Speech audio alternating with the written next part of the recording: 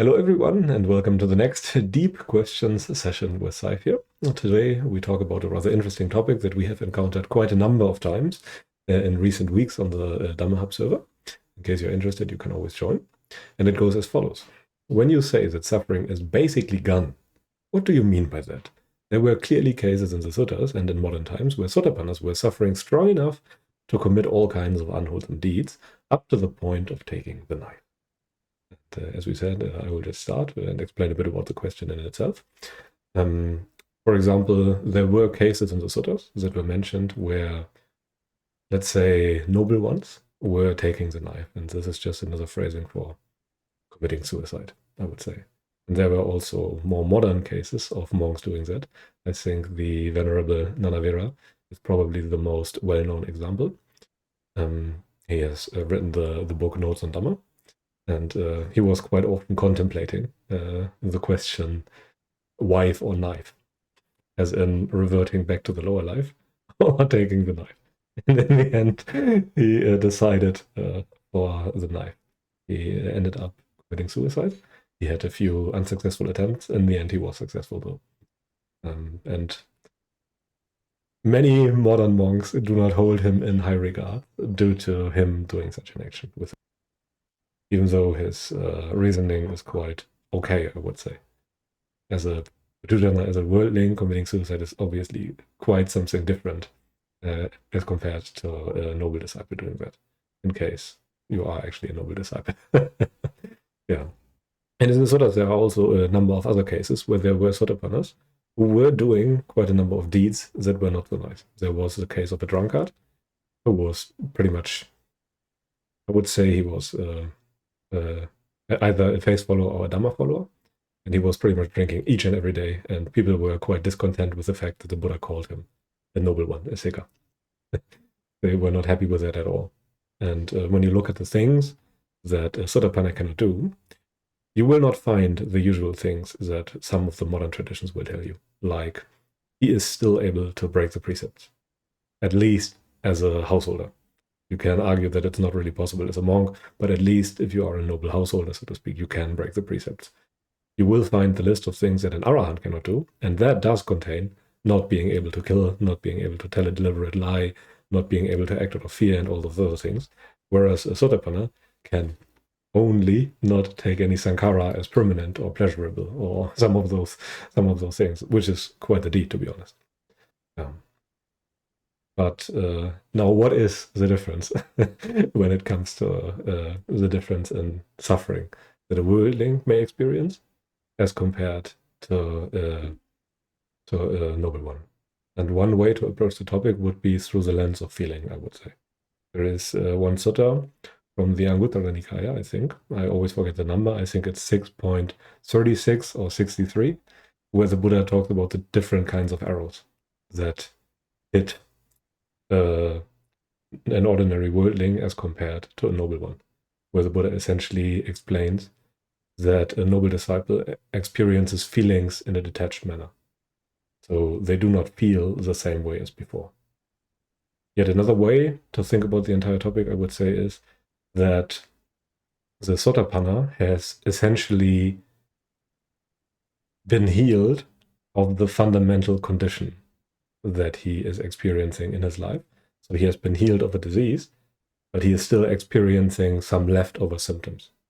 So he has been cured of the disease of dukkha, so to speak. The root of his suffering has been removed, but there are still symptoms lingering on. There is still sensuality, as an example, to some degree, lingering on in the background. And if you continue scratching your wounds, then the sensuality will still remain for a while. It takes time to heal, so to speak. Even the symptoms have to heal. And the engagement in sensuality in that regard would be akin to the old habit of trying to deal with a disease that you no longer have.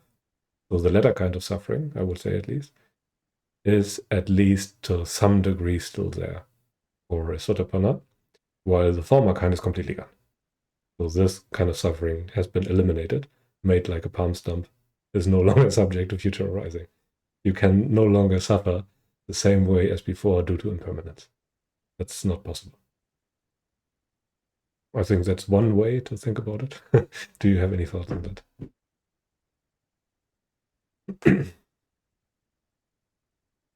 Yeah, it's an interesting question. Like, I feel like the description you put are accurate, and we've talked about, I think, the same thing before even. Mm, Um,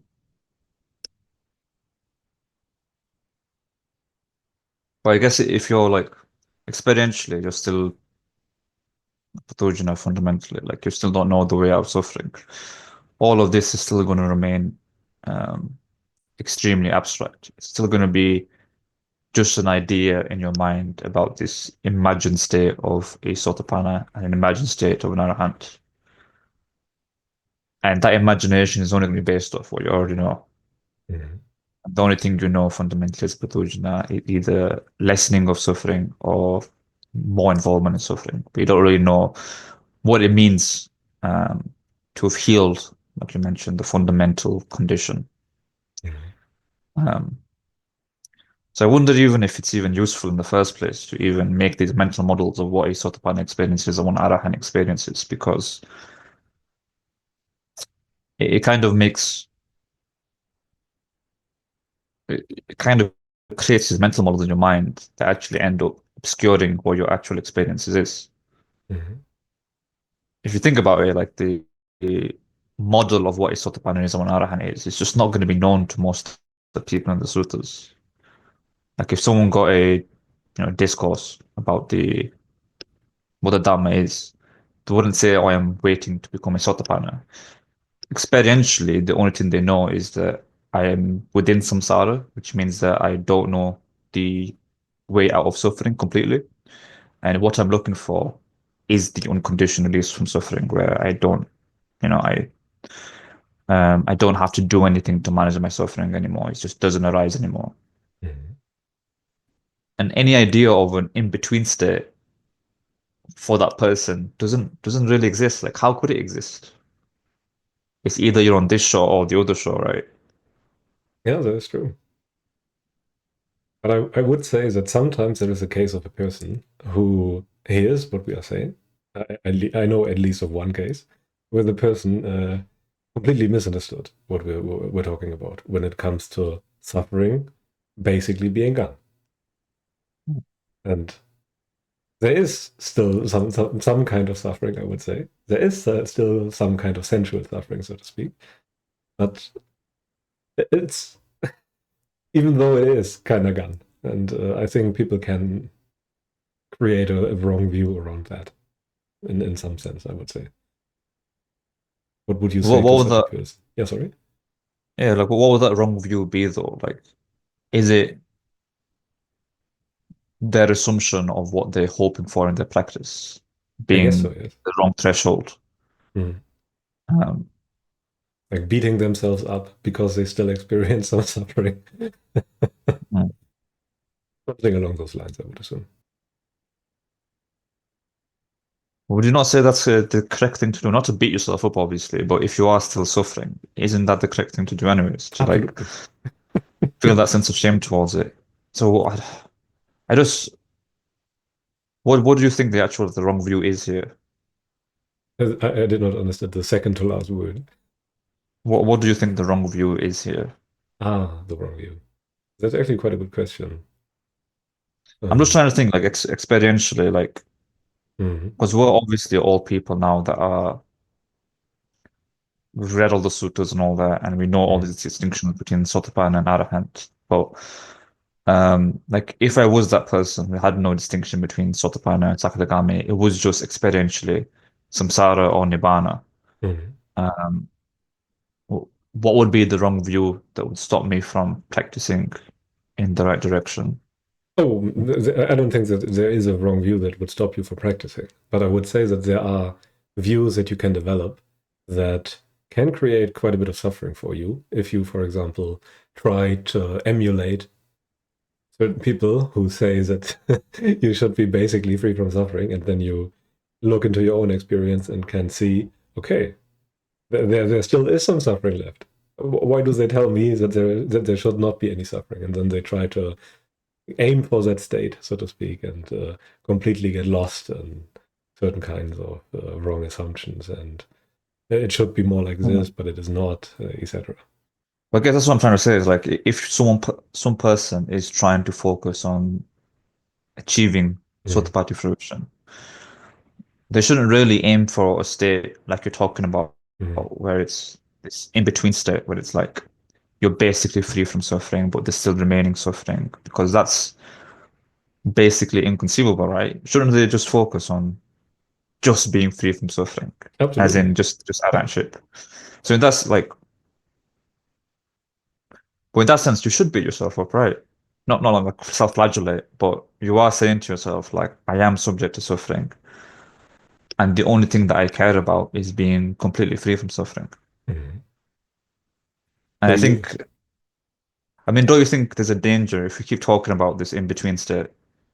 I'm not saying yes or no, of what a Sotapanna is like, as opposed to what an Arahant is like.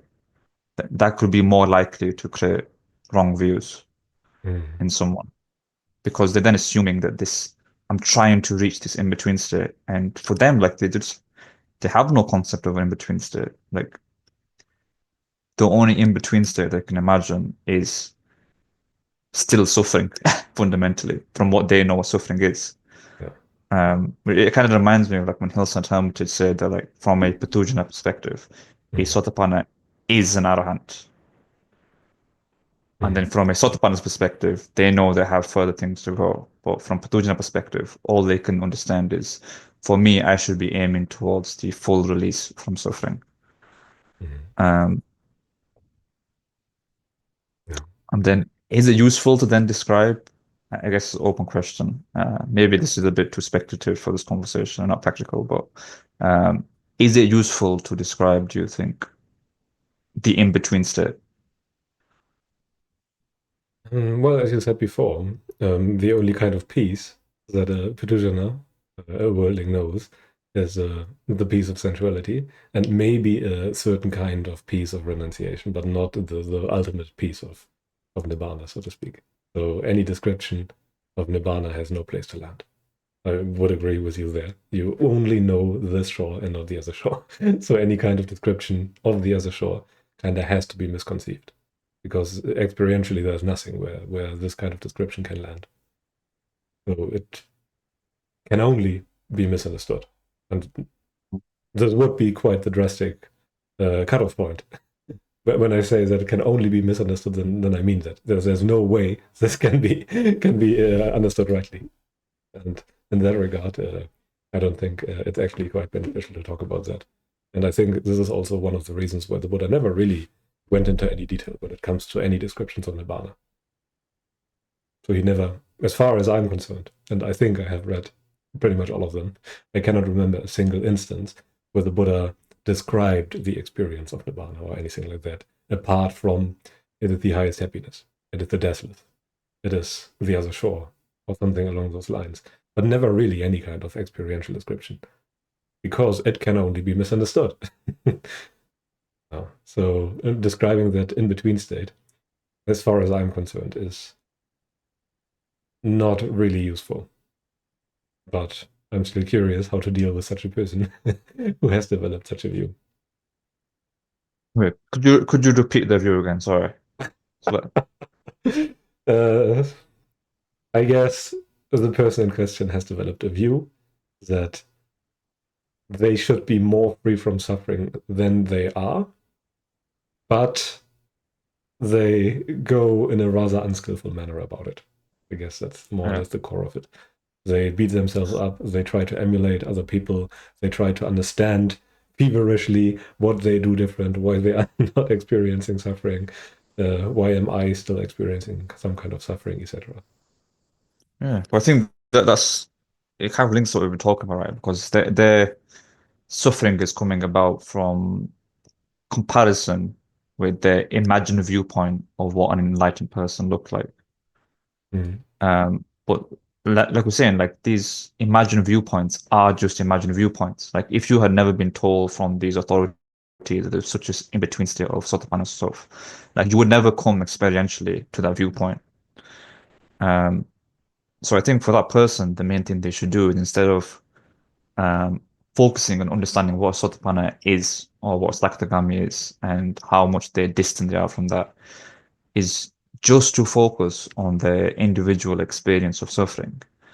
And then you realize like it's not a problem for me that I'm beating myself up because I'm not a Sotapanna yet and a Sotapanna is supposed to be this and that. No, I'm beating myself up because I still suffer. And that is the correct attitude to have. Mhm. Not in terms of like self-flagellating and being like, oh, I'm a filthy pathogena who needs to feel a load of shame and all that. But um, the fact that I am suffering, forget the labels of stuff. Like existentially, that's a problem for me. It doesn't matter even if I can label myself Sotapanna or not. The fact that I'm suffering, that's the problem, isn't it? Mhm. Um, and for me, experientially, there is no Sotapanna. There is just I'm on this shore or I'm on the other shore. So for that person, it's a matter of just um, taking away the labels, basically. Just pretend you are that person that doesn't have any of these labels, and all they have is their existential situation. Um, and that will push them to actually um, focus on their experience. Again, not to ascend the hierarchy of the Buddhist attainments, but just literally because I'm suffering and I need to be free from suffering because suffering is just not a good state to be in. Um, Yeah. yeah. Do you have any thoughts on that? Yeah. I guess. Let's maybe imagine that such a person who has developed such a view then gets the message from an advanced practitioner. Okay, there is still some leftover suffering, and it's okay to have that. Would that person then be in a better place because they are now experiencing no longer the suffering of this kind of doubt? Or would they actually be in a worse place than before? Because now they got the information that they were looking for, and they are no longer beating themselves up.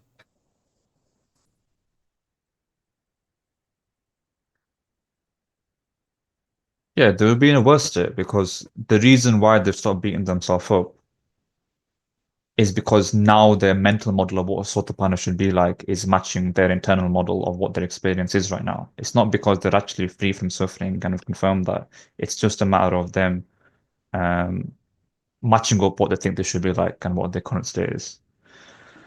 Um, the correct attitude is to have is like there is no leftover suffering that it's okay to have because any conception of what leftover suffering for me is, if one is not, or if one is a pathogena, is just still being tied to suffering overall, like less or more, still being tied to suffering overall.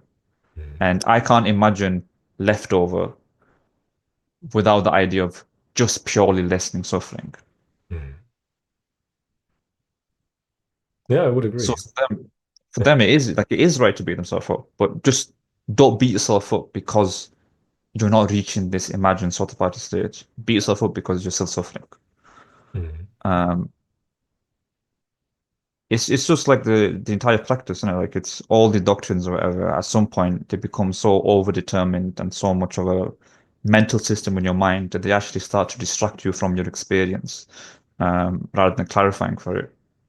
Mhm. So at some point, you just have to really, really start simplifying, and it's like no one cares about what Sotapanna is or what dependent origination is. It's like just in your experience right now, what is being felt while I'm thinking about all these things. Mhm. And that's going to be the most simple reference point for you. As long as you're aware of that, it doesn't really matter what all these other things appear. Mhm. So right now, like for example, I'm feeling a little bit unpleasant to be honest, because I feel a bit riled up. And because I'm talking about all this, if I wasn't aware of that, I would just get absorbed in being riled up and it would proliferate further. Mhm. And that's basically what happens to the person who is feeling unsatisfied with their experience because Sotapanna is because they get riled up about their imagined viewpoint and what they should be. And they're doing that because they're not aware of the underlying feeling. Mhm. So right now, because I've understood I'm getting riled up, but I now have understood as well that there is unpleasantness behind that. It prevents me from being riled up. because I'm now not obscuring my experience to thinking about the Dhamma. I'm actually revealing it. So the same thing for that person is that like whenever they're getting trapped in these mental models and these assumptions of what they should be, just very basic return to what their experience is going on without the use of these specialized categories. Because that is what Dhamma is supposed to do, isn't it? Absolutely. Yeah. In a sense, I would say that such a person has just gotten what they wanted, as someone else told them everything is fine, has just gotten what they wanted. They just have um, appeased their sensuality, so to speak, by getting what they wanted. So fundamentally, there was no wisdom, in a sense, that's been attained. And that is a problem. And I And see like, this. Yeah, sorry. No, no, please finish first. I forgot what I wanted to say. Sorry, sorry. I was gonna say, yeah, like it's same thing like you said.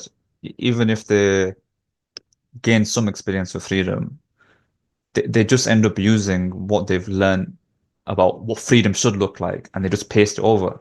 So Mm. they get some freedom, and they're like, "Oh, this must be what non-self is like, or this must be what Satipatthi is like, or this must be the detachment from feeling." But Mm. it's all just like words and systems and mental doctrines, right? It's not based on genuine interrogation of what experience reveals itself to you as. Um, so at some point, there's just got to be that. Let me put away all these categories and just what is experience revealing to myself. And like you said, remembering what the purpose of your practice is, which is not to be a sotapanna. It's just to be free from suffering. Yeah, in the end, it boils down to that. I mean, every piece of information that you get is just a training aid that should lead to you looking into your own experience, into the right places, and then understand based on that. And if whatever practice you do, whatever accumulation of views you undertake, does not help you with that, then it's probably not so wholesome to do it. In most cases, I would say that the vast majority of people should not be concerned too much with suttas, especially the people who very likely listen to those videos here, because in the end, they very likely have more than enough information, and they should look more into their experience, and they should stop intellectualizing. But obviously, you cannot. What's it called? Well, I cannot make the statement for every single individual. There are some people who would benefit from reading the sutta. I should not generalize this statement, but I would just say for, I guess, 90% of people who listen here should look more into their own experience. And then things will unravel themselves. And don't lie to yourself. Like it's okay if you look in your experience and you just see permanence. Yeah. Don't tell yourself, oh, it's impermanent because the Buddha told me. Like, no, like in my experience, if I practice sense restraint, for example, it might be that you actually feel a detached state and you can see things in front of you and impermanent. And but actually this point of view that I've assumed in regards to that, that is permanent. And it's quite easy for someone to then, because they've heard the Buddha say everything's not self, to start assuming, okay, everything's not self, everything's not self. But there is a sense of permanence there. And I can't start uprooting that sense of permanence unless I admit that. Um, so there needs to be some like interface basically between what the Sutta say experience is like and what your experience is currently like, and trying to bridge that in a way where you're not pasting over your experience what it's supposed to be like. It's a genuine interrogation of this is how my experience presents itself. But okay, the Buddha told me it's like this way and it's like this way. It's impermanent, it's unsatisfying. Well, what does he actually mean by that? Mm-hmm. This I can't see honesty it right looking. now, but yeah, yeah. And if like being honest about what you're looking for presupposes that you're looking for the right purposes, which is because of freedom from suffering, not because you're trying to get to some imagined viewpoint of what a sotapanna is that's free from suffering but still has some suffering left. Mm. And that's kind of almost the more accurate practice to literally just reveal to yourself what is your purpose in practice. That would be more accurate for what practice truly is. than whatever you would do to get to your imagined state of what Sotapanna is. Mhm. Because now you've actually revealed to yourself your intentions, truly. Mhm. And I guess there are, oh, one of the problems might be that there are layers of intentions that are stacked on top of each other, and we can peel one layer of intentionality away, and we are still left with uh, a little bit of self-deceiving. A little bit less than before, but there's still some self-deception left.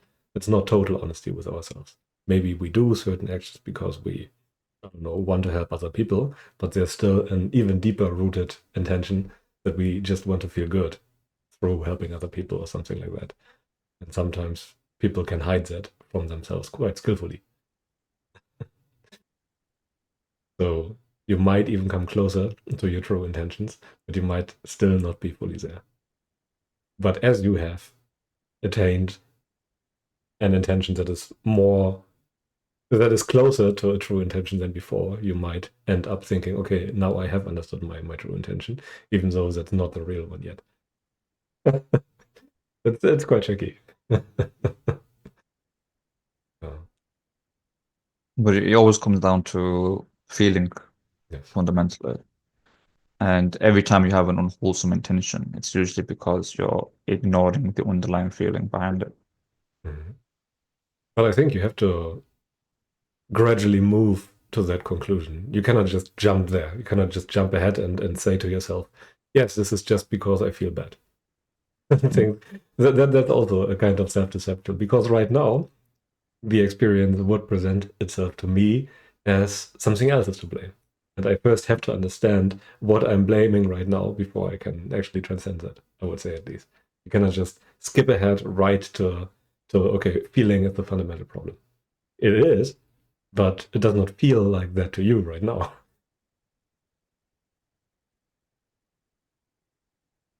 Can you give an example? So, Um, yeah, sure. Let's say you're a person who is feeling terrible right now because they are on withdrawal of eating chocolate or something like that. And now they are suffering greatly. Fundamentally and intellectually, they know that the only real problem is that they are resisting their feelings, but they cannot help it. So they are suffering. And they know that they should just stop resisting their feelings and everything, but they can't. Right now, they want chocolate. Yet they beat themselves up a bit because they cannot just stop resisting their feelings or something along those lines. So they are fundamentally, it is true. You just want to feel better. But right now, the true intention that is playing out right now is, I would say at least, is I want to feel better through eating chocolate right now. That would be the honest assessment of the situation. It might actually be, and it is obviously the case, that you just want to feel better. But I think to get there, you first have to understand that on the honest assessment of the situation would be, I want to feel better through eating chocolate right now, and not through understanding the Dhamma. Because it seems like a more immediate, a more workable solution, I guess.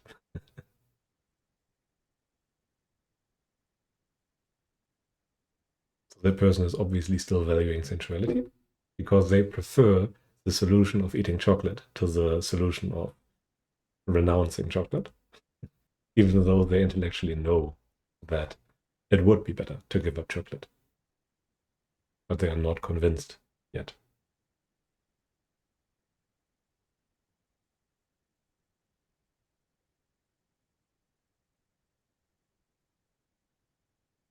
but then would you say that if they realize what their intention is in that moment, that they are wanting to gratify themselves through eating that chocolate, not because they're averse to feeling whatever, but because they just want to eat that chocolate. Um, what would that do for them then if they realize that's their intention?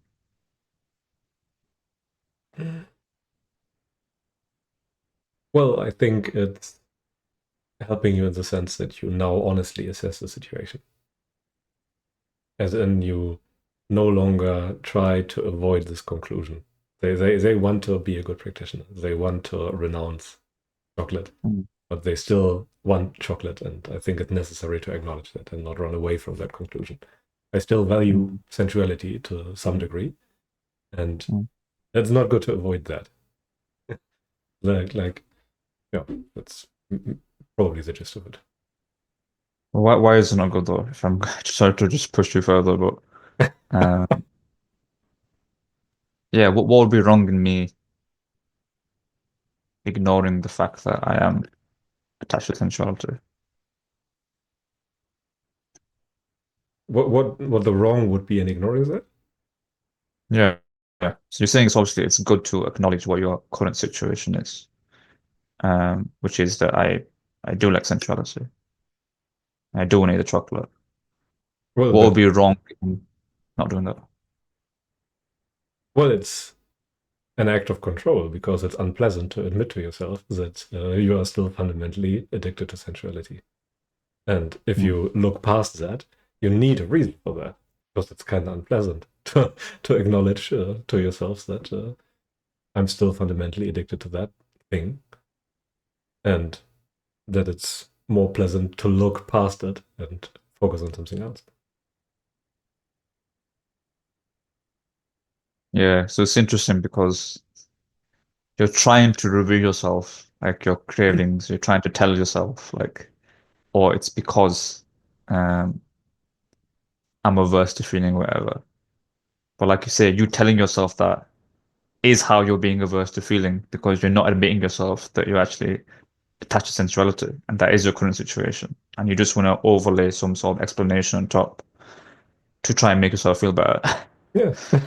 Um, so it's like even though we're talking so much about like just give up, like practice sensory, practice virtue, like the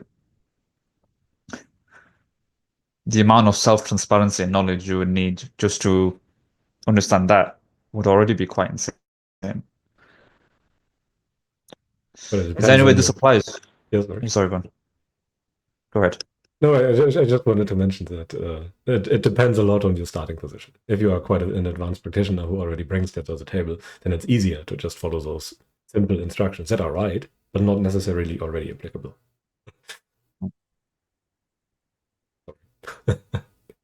I was just thinking, is there any way this can apply to the person we were talking about earlier who is beating themselves up because they're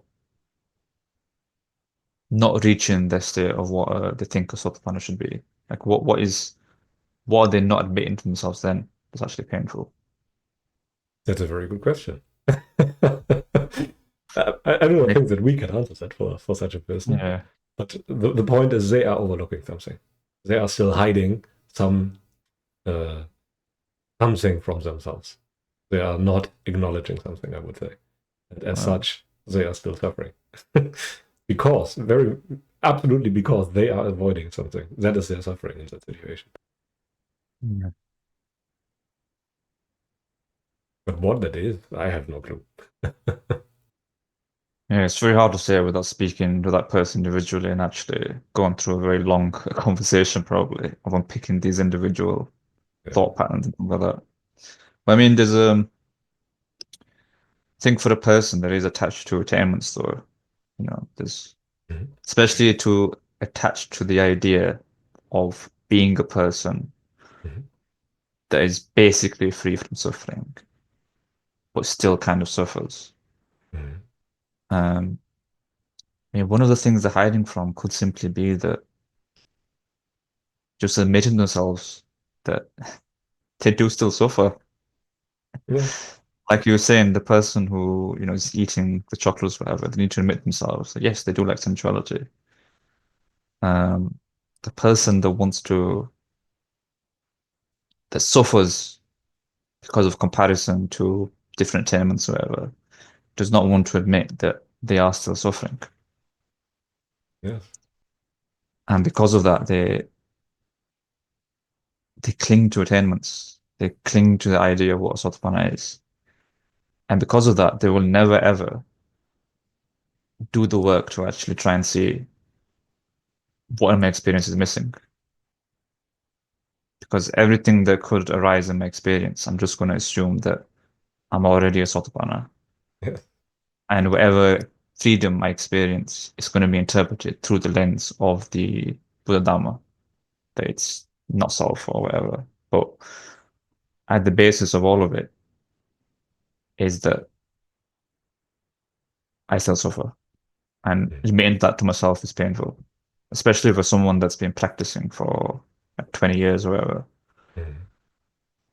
In any case, it's like we've gone completely off discussion to what the actual topic is, but it's almost like this is better because just giving an answer about what a sort of an experience is just a description, but it's not actually doing anything to reveal in your Mm. own experience. Like, why do I even want a conception Mm. of what a sort of an experience is? What's that doing for me? Why would I cling to some doctrine of becoming a Sotapanna rather than an Arahant? Because I think a lot of people, they implicitly or explicitly, like they want to become a Sotapanna as a layperson because, well, being free while engaging with sensual pleasures sounds like a pretty good deal. Getting the best of both worlds. Yeah. Exactly. So instead of like, you know, trying to get the best accurate description of what that is, Yes. just revealing to yourself what your intentions are in regards to it, it's probably going to be the better thing. And And at the absolutely end of the day, necessary. yeah, 100%. And at the end of the day, admitting to yourself the extent of your suffering is what's going to actually make you a Sotapanna, Mm. not by getting an accurate description. Anyway, I think we are already I think approaching we've got the like a end of minute left, sure. like a minute. Okay. Yeah, then I think we have to wrap it up. I actually think we have not gone too far astray. I think actually, especially the last bits were very much on point, and I hope that that answers the question to the questioner. Yeah, but apart from that, I think it's now a good time to end the video. If you have any follow-up questions, feel free to put them down in the comments below.